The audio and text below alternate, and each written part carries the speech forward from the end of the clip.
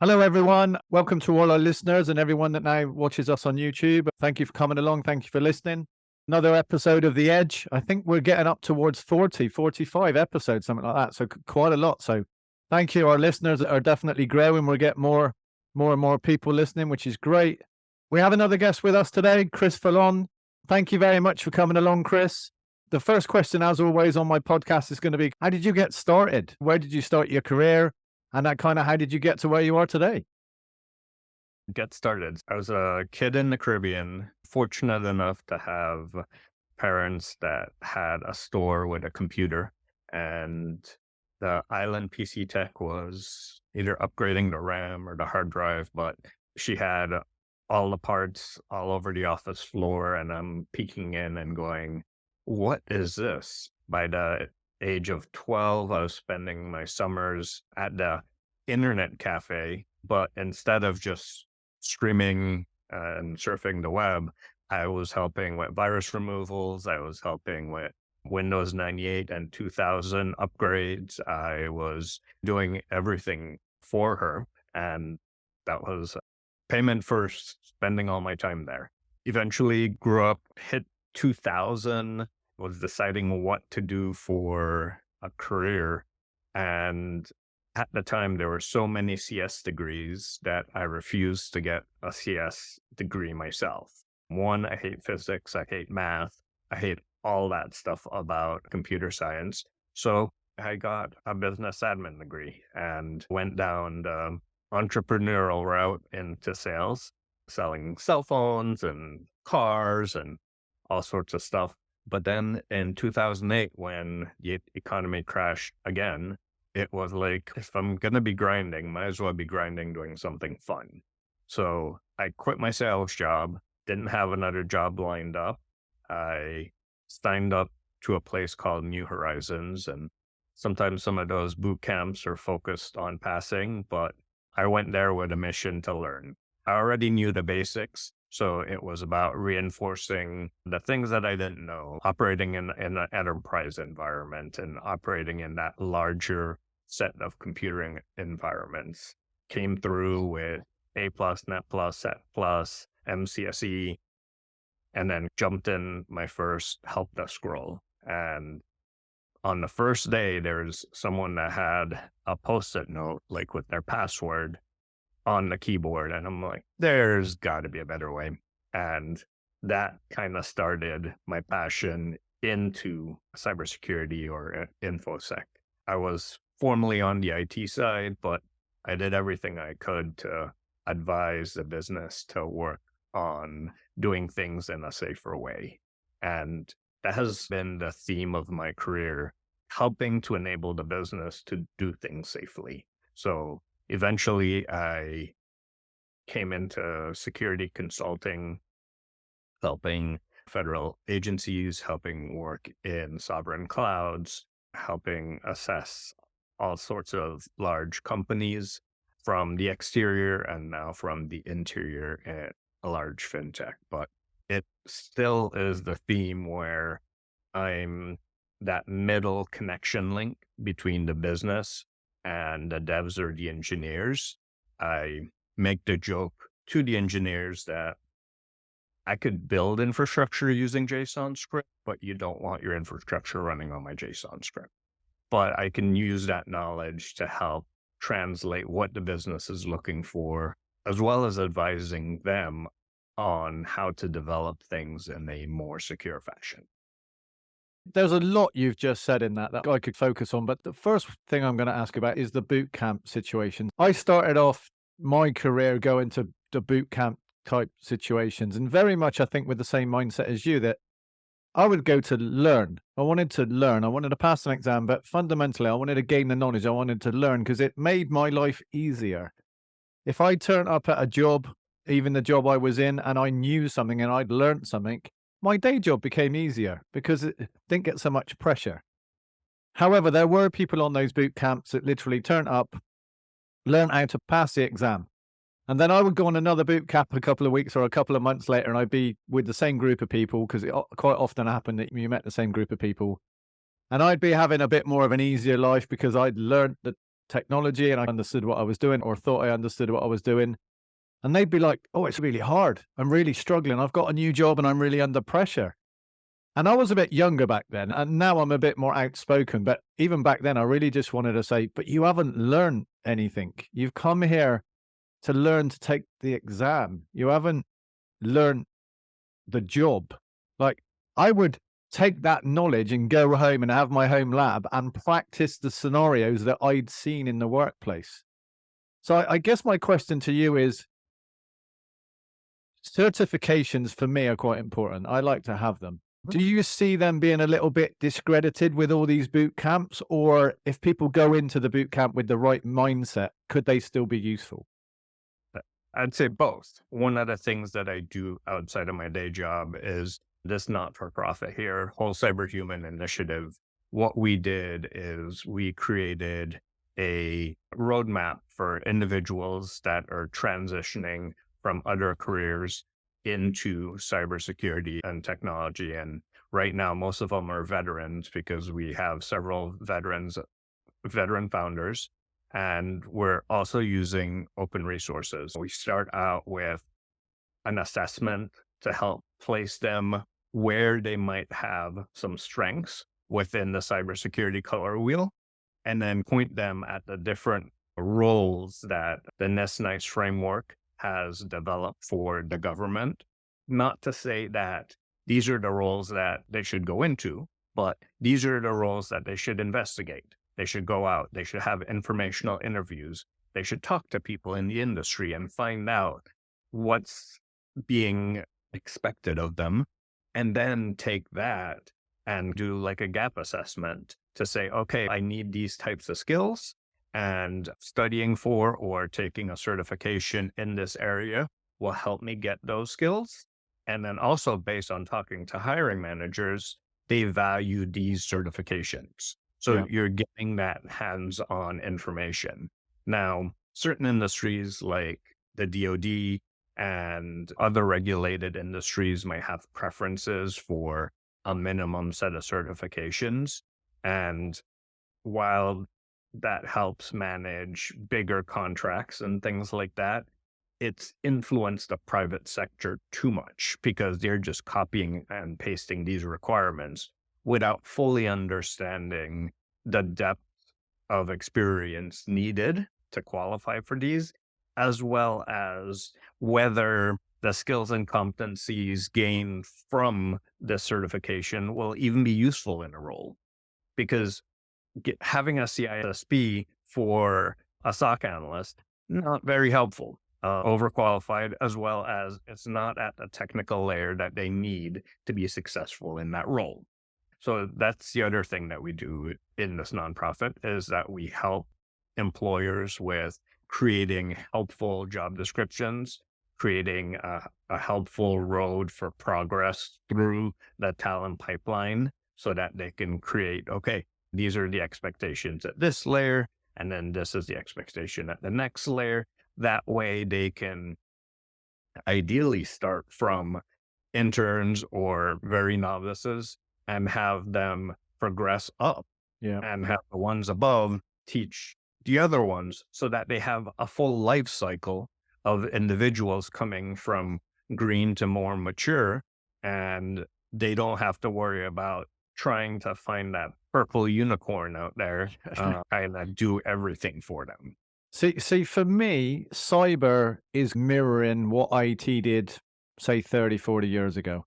And because I wasn't at the start of IT, but we were relatively close to the start. There was no internet when I got into it. Computers were really only used for playing games, ZX Spectrum and stuff. We could get in very early, and the playing field we played on was very small. There was very little to do. There was nothing like, there was no real email. There was no real kind of file servers. It was an ERP system, and that was it. So we had the luxury of being able to grow and evolve into that, and also grow and evolve and understand a bit more about InfoSec and then security and now cybersecurity. We could take that path. So we had the luxury of being able to do that. And I remember job adverts back then when I was applying were as bad as they are in cyber today, because you would have an organization going, I need an IT person and need to be able to do everything from wire the refrigerator to create a WAN. It was so vast. And I think we're at a similar place with cyber. So I think it's really good that people like yourselves are not only helping candidates understand where they would best fit and where possibly is a good opportunity for them to go, but also on the reverse side, helping companies understand that that job description is 20 different people. It's not one. And fundamentally, there are still many companies out there where their IT team may be 50 to 100 people and they've got one security person. What they're not realizing is actually you probably need almost as many people that at least understand security as you do understand IT. Because otherwise, the IT infrastructure type people or the network people are the ones that are going to be inherently, even by accident, doing configurations that aren't secure. So it needs to be a whole arena. So I think it's really good to be able to match up candidates with kind of real world jobs. But John, anything you want to add on that? No, I think you hit on a few points there. And Chris, I like what you did with your career. You didn't come out of directly and you said, "Hey, I don't want to go get a CS degree. I'm going to go get a business degree." And you knew you had a passion for computers and security as well. And being able to tie the two together and then bring it together. I believe you're in the fintech industry to be that broker between the technical folks and the business. I think there needs to be more of that in security because Jay, you mentioned it. A lot of the folks that are in security these days come out of the IT background. Maybe they're infrastructure people, maybe they're firewall people. My Yeah. history is a lot of them don't understand the business. They don't get it. They're focused on that widget there, that process there. They don't get the whole context of the business and being able to tie that back together in a sense is it's really a superpower. Yeah, and to add to that, the podcast that I also do, Breaking into Cybersecurity, started from my journey of breaking in and the challenges that I had.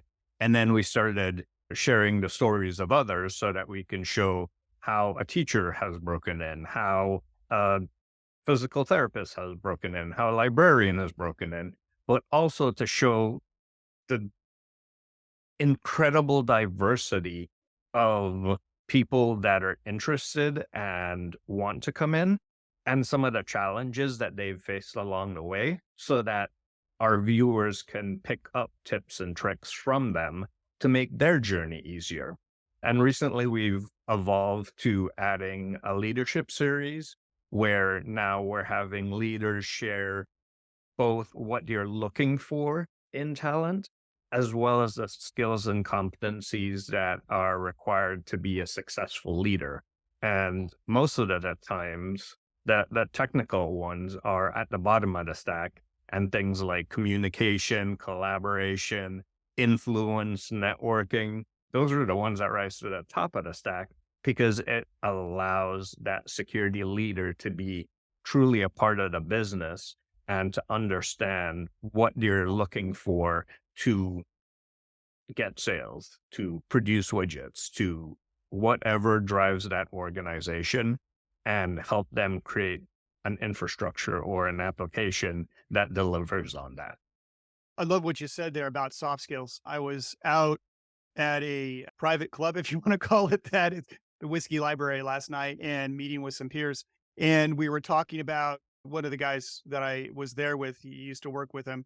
And we were talking about this change that has happened since 2020, 3 years ago, about this time. And because we worked in a company that was, I'll say it, butts in seats, that's how they operated. There was no remote workforce, they didn't support it. And now he's working in a company that has transitioned mostly to this remote style of work. And one of the challenges he said is it is that soft skills because that person that you are working with directly only knows you from the screen. And that abstraction level causes a situation where that other person tends to get a little more aggressive. He discussed a change control that was being proposed and could have had a potential for some downtime. And the other person who was presenting the change control got absolutely mad at him. And it was a one-to-one conversation to the point where you wouldn't have seen that in a face-to-face conversation. So do you have any tips for people that are working remotely that can help them and guide them through this process now that we become much more abstracted due to this medium Zoom and remote work? Yeah, I have a couple of stories there. First, to add on to the point of how face-to-face communications can help. One of the experiences I had in the past is I was supporting a call center and they absolutely refused to have downtime.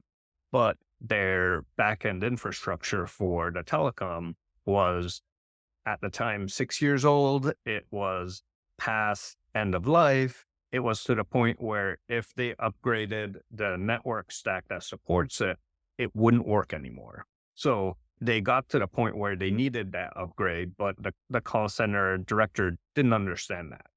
In a face-to-face conversation, I'm like, so w- what would you do in an emergency if the building lost all power? Oh, we have a backup service, third-party service provider that we use. Oh, really? Okay. Now we can use that and supplement that for your downtime while we do the upgrade. And that wouldn't have been something that would have came out in a virtual conversation because you're at that time focused on the facts. Okay, no, I don't want to do this. And my wall's up. In person, you can kind of have those exploratory conversations easier. And so in a virtual environment, you have to practice that. You have to practice having that coach-like conversation. And that's another reason, another skill that I improved and harnessed over the pandemic. And I now do coaching as well, and mostly to leaders, because that's usually the folks that need it most is as they've transitioned from the technical to now the soft skills, they have to understand how to work with the business, how to create these strategies that otherwise they would have just been focused on the technical. And now they have to pivot to, okay, this is a risk-based conversation versus, oh, this is a vulnerability that or a patch that we need to put on, and that's it. Back to working remotely efficiently.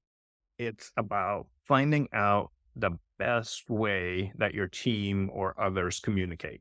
Some might be great in these Zoom conversations. Some might be great in having the camera off and having these conversations as if it were a phone. And others prefer written conversations like Slack or messaging or emails. That the thing to find out is how the culture of the organization is. Is it predominantly, hey, when you send something in email, it means I'm putting my foot down and this is it? Whereas if it were in Slack, yeah, let's have a conversation, let's discuss it. And over Zoom, it's okay, we're having a meeting, but I'm not backing down. We've escalated to this point where it's past an email. And now we have to have this meeting about this escalation. Find out how the culture of the organization work, and then shape your conversations around that. You'll also notice that there's likely a huge divergence in how the technical side of the organization likes to work and communicate, i.e., probably more Slack and these messages versus the business side that prefers emails and maybe a phone call. They prefer that type of conversation, figuring out how the different sides of the organization work, and then find ways to document and share knowledge. When we were all butts in seats, it was easy to say, hey, John, you had this situation. I heard you over talking the other day. And how did you solve that? So now we have to go to, okay, increase documentation for tickets or knowledge bases that when you solve a unique problem in your organization, you really document what was the situation, what was the complication, and then what was the resolution. That way, someone else can search for those keywords, find how you solved it, and then be able to do that. And or you help create a way to scale that resolution to the rest of the organization, create a script that they can use, create an automated container that solves this for them. Find ways like that to scale your ability to share information. I think you've raised some superb points. And again, I could delve into all kinds of different areas of that, but the cultural one is very interesting. I've come from large manufacturing companies, and then I worked for a startup, quite a small startup, like 150 users. And the communication style was vastly different.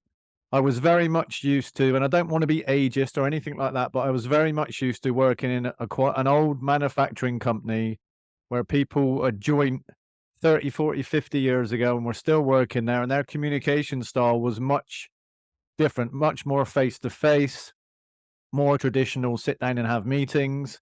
Obviously, a startup is a lot more of the younger generation, very passionate. Everything moves a lot quicker.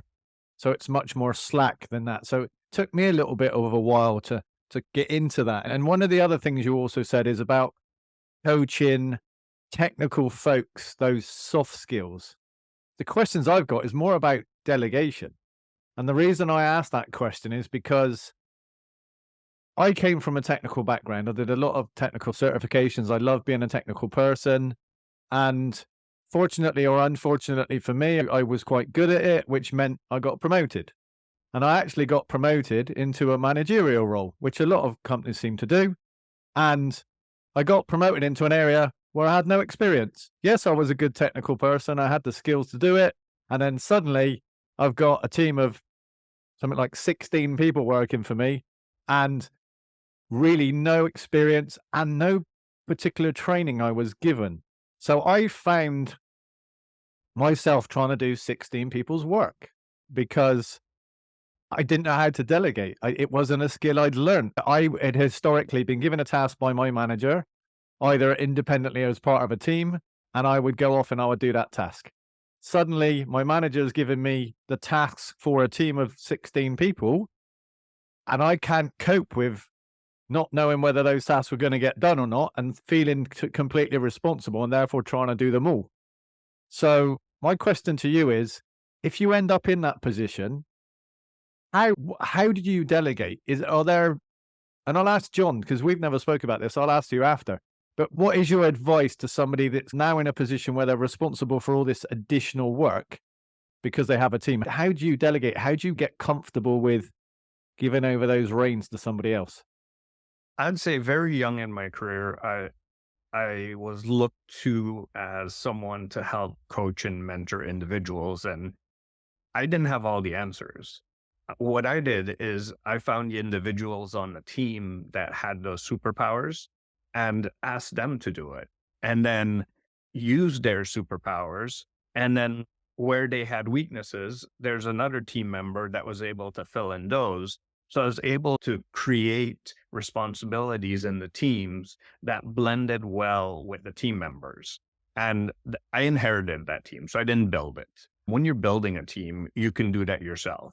Now, with regards to your situation, yes, the larger organization you go, you'll have responsibility potentially for 16 people or 16 managers that have 16 people under each of those. And you're responsible for the outcome. You have to shift away from understanding and trying to micromanage at the task level, and you provide direction. This is the outcome that I'm looking for. Let's create a solution together on how to get there. And then you enable and empower your team members to do that. And then that way, you also make sure that also ensures that you can have a vacation. Because if you're not the one responsible for making sure all the dots gets connected, someone can fill in for you while you're gone. If you're the one micromanaging everything, making sure it's happening, you'll feel like you can never go on vacation because things will break. So that's another way to see if you're really a good manager, is to shift away, take a day off. If things break while you take one day off, that's a warning flag that something's broken and you need to go back and figure out why. I think that's really good advice. So, John, I'm going to pivot the question to you. You obviously started off very similar kind of area to me, technical area, and then you ended up leading quite highly successful teams. How did you deal with the fact that somebody else was doing that stuff? How did you back off and leave it alone? Yeah, that was one of the hardest moments, and it was very visible in my memory.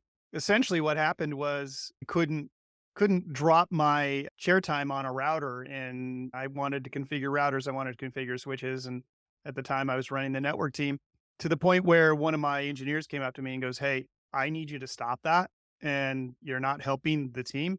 I need you to be strategic. So dude called me out and he was 100% right. And that at that point, I was like, all right, I can't keep doing this technical stuff. I've got to get my eyes out and start to look over the horizon and think about what's coming down the pipe, think about how management is bringing down projects on us and all of those things that go into management. But it was a very early lesson in my career as a leader, but one I took to heart, and I became the ultimate macro manager to the point where a lot of people were like, "Oh, or what are you saying?" But it's about basically empowering your people. And the further you rise up in an organization, the less opportunity you have to be tactical. You have to be more Yeah. strategic and, in a sense, not tell them how to do it. Just give them, hey, this is where we're going.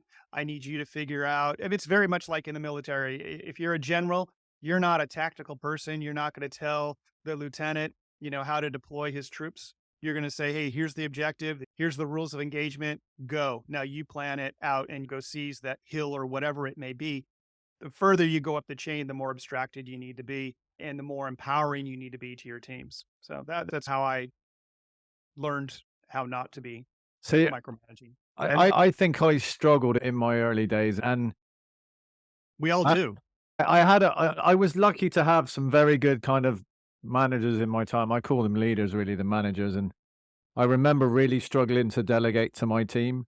And he pulled me to one side one day and he said to me, I allowed you to make mistakes. And you have got to where you are today because I allowed you to make those mistakes. And I didn't give you too much grief for making those mistakes. Obviously, he didn't let me make constant mistakes. He would remind me if I'd done it twice, probably not a good idea to do it a third time. But he allowed me to make those mistakes. And he said, if you don't allow your team to make those mistakes, they're never going to learn. And then if you do go away for a day or you do go on a holiday, there'll be a raft of mistakes.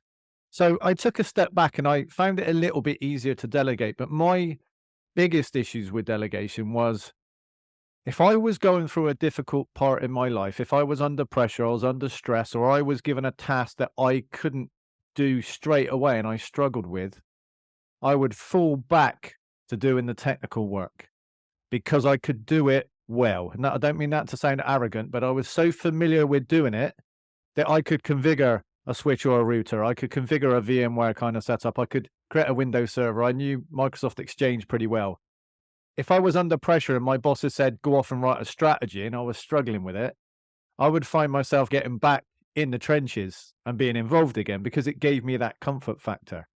And it was only really in the last few years before I left my last company that I thought, if I don't bring the team up to speed, I won't be able to leave because they will hold on to me. The management will hold on to me. So in the last project I did with the previous company, I literally just observed. And it was really at that point when I sat there and just observed and the project went very successfully, I realized now I can go, I can move on because the team meant so much to me. I really wanted them to be successful and I didn't want to be responsible for failure. But at that point, I knew that I didn't need to be on the sidelines anymore, that they could do it on their own. Sorry, go on, Chris. I was going to say a great analogy for technical folks, how to explain this, is a startup, everything's in prod. As you start to improve, then you have a dev environment and a prod environment. So they can make some mistakes in dev, and then they'll go to prod. And then when you're really mature, you have a dev, you have a test, you have a QA, like you have those multiple different areas to check quality, to test for bugs, all these things. But that's an example of how you mature in leadership.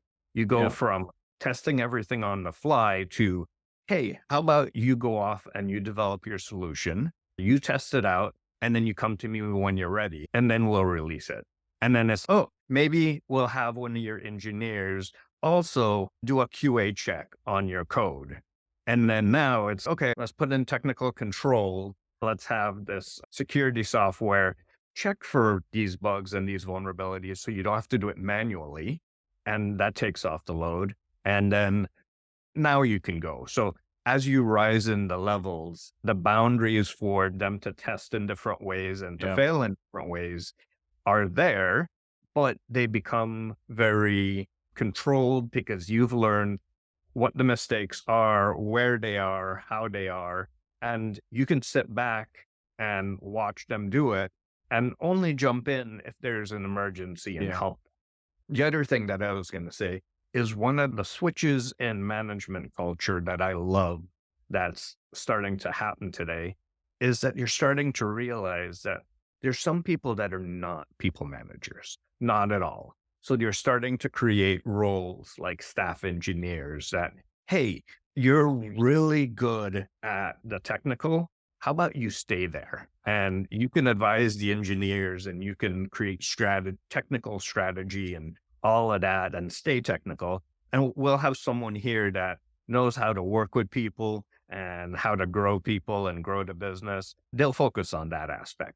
And that's one of the pivots that I've loved seeing over the past couple of years, that now you're separating out and saying, hey, not everyone needs to be a people manager or a business leader. You're now refining the roles. I think historically, we just had a single ladder. Everyone started at the bottom and you just climbed. And what that meant is you went from being maybe technical to being a manager to managing more people, and you went up this ladder. What people are now doing is being able to jump across ladders, and there are different paths you can take.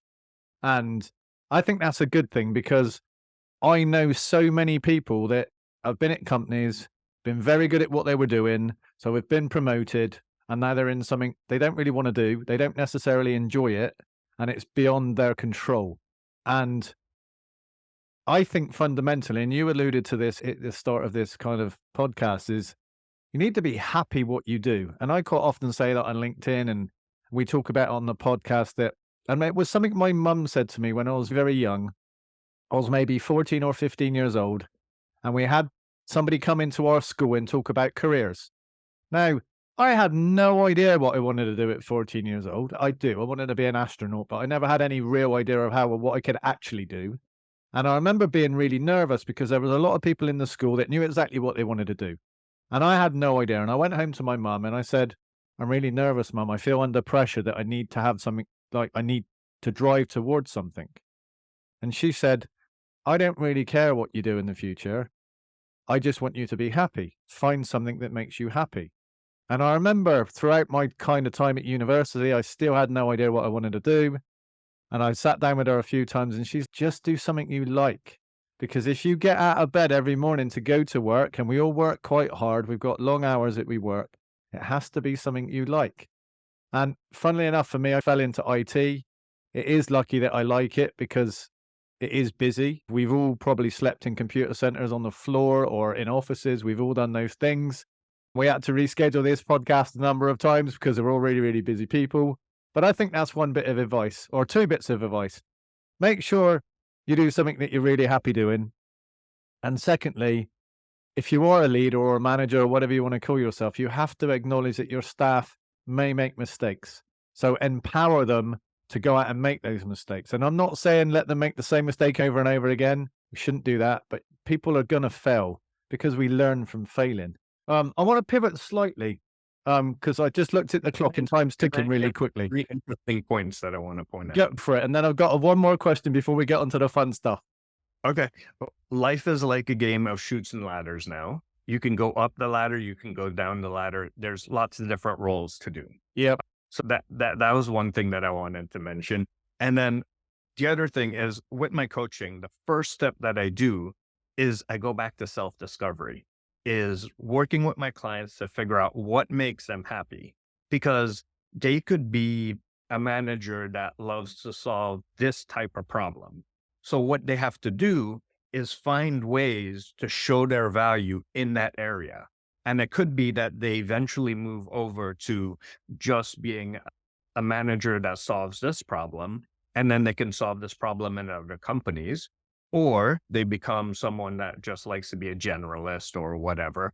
But take that step back to your self-discovery, your core, and figuring out, like you said, what makes them happy. So yeah, I want to touch those points. Now we can move on to the fun No, stuff, I guess. absolutely. Good points. Okay, so you've got on LinkedIn that you are a vciso, right? And I see a lot of things come up.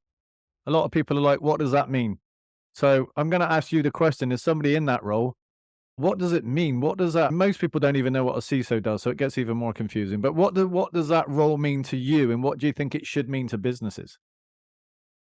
I think the role has evolved over time, but the core aspect of the role is that they are a virtual or a fractional CISO, and a CISO is a Chief Information Security Officer. So as a virtual CISO, you come in and you help organizations on a fractional basis, either sometimes leading the information security practice, or for larger organizations, you're providing advice and guidance to a security leader in that organization. Other times that I've seen them come in is where you're looking to set up a program for a startup to get the foundations there, and sometimes even work the process where they're hiring the first security leader for that organization. Yeah.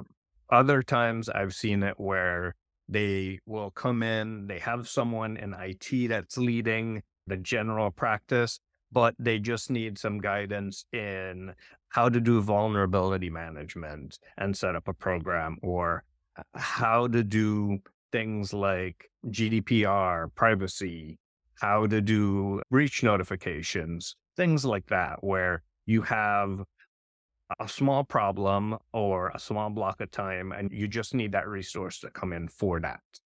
Think of it like a project manager for cybersecurity. You should have a defined outcome that you're looking for them to do, usually within a set period of time. Sometimes you can reserve them for blocks of time. You have them on contingency where you call them up and you have a block of hours for the month or the quarter. Other times it's, I'll just call you up if there's an emergency and we'll pay you as we need to. So those are the different ways that I've seen them been employed. Now, a vCISO tends to need to have that leadership experience, that experience across the different areas within cybersecurity. And some of the challenges that we've seen with the dilution of this title is that you have consulting companies advising vCISO services, but they're really being staffed with very young consultants that might not have that leadership experience, that strategic experience, and they're just coming in and solving the tactical problems versus creating a strategic implementation for the organization to then take and grow on. So that's some of the challenges that I've seen with that title and that name. And do you see more vCISOs in like mid-sized companies that don't have a dedicated security function? Goes across the board. I've seen very high companies where they'll have a former CISO come in and advise them in merger and acquisition or divestiture, or it's typically a very complex project where they want the current security leader maybe focused on the strategic vision and want to distract them from that. So they bring in additional hands to help guide on the special project that needs to be done. But it also goes down to venture capital companies that might have an in-house CISO that's essentially a vCISO advising all of the companies that are being supported by this venture capital backer to really ensure that their money is not going to be wasted, not going to explode in a cyber incident or a breach because they didn't have the foundations in place. So they provide them with this resource to ensure that you're growing in a structured fashion and cybersecurity is not just left in the waste bin. No, because for me, I think it plays a crucial role in businesses. I think a CISO plays a crucial role. But when we look around the cyber industry, there seems to be quite a few gaps in availability of resource because actually the cyber arena is relatively new. So you don't have the same number of people that you would in IT, for instance, because IT's 30 years old. So I think the role's very good. But I want to pivot maybe. We've got only When I- go for it. I think the quote unquote gap is both an inflicted problem as well as a expectation problem. So let's talk about it. So from an education perspective, being a young industry, we haven't really developed what's set as the foundation. Every industry has a different set of foundations. So we can't say, okay, everyone that's gone through this certification or this degree, you're ready for a junior analyst role. Every company now has to spend some time to develop these junior individuals. The problem is, no one wants to develop these junior individuals and create that talent pipeline. They want to say, hey, I have this need here and it requires someone with experience. And therefore, we're just going to hire someone with experience. But they'll have people here that they could have grown into that role, hired someone more junior, cost less, invested that extra education in the mid-tier, and they would have solved their problem. Everyone's short-sighted when it comes to the development of their talent pipeline. And it's something that organizations need to think about at a strategic level. Because right now, we have this project that needs to be done in this quarter, and we don't want to spend too much because it'll affect our stock price or it'll affect our earnings. So everything's being short-sighted when it comes to spend, and then you're complaining about the gap. So it's both the government as well as organizations need to help invest in developing our next generation to have that foundation, to even have that general awareness of what security is.